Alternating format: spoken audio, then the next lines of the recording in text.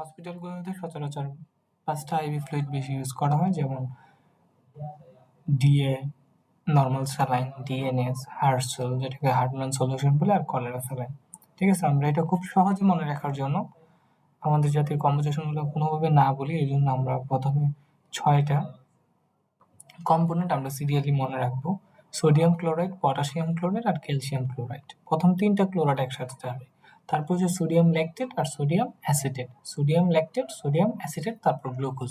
Sodium chloride, potassium chloride, calcium chloride, 3টা chloride একসাথে, তারপর হচ্ছে সোডিয়াম ল্যাকটেট, সোডিয়াম অ্যাসিটেট, তারপর হচ্ছে গ্লুকোজ।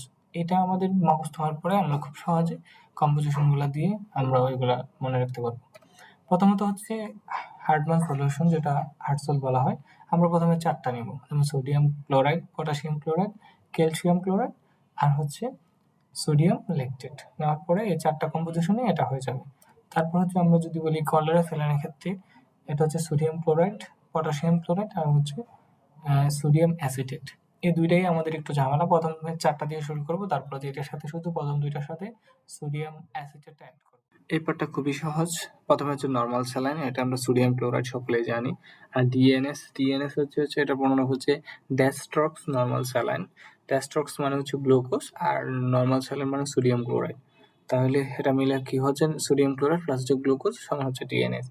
আর হচ্ছে ডিএ হচ্ছে ড্যাস্ট্রক্স ইন অ্যাকোয়া, যেটা হচ্ছে অ্যাকোয়া একটা ল্যাটিন ওয়ার্ড, সেটার অর্থ হচ্ছে পানি, আমরা জানি। তাহলে গ্লুকোজ প্লাস হচ্ছে ওয়াটার, সেটা মিলে হচ্ছে ডিএ।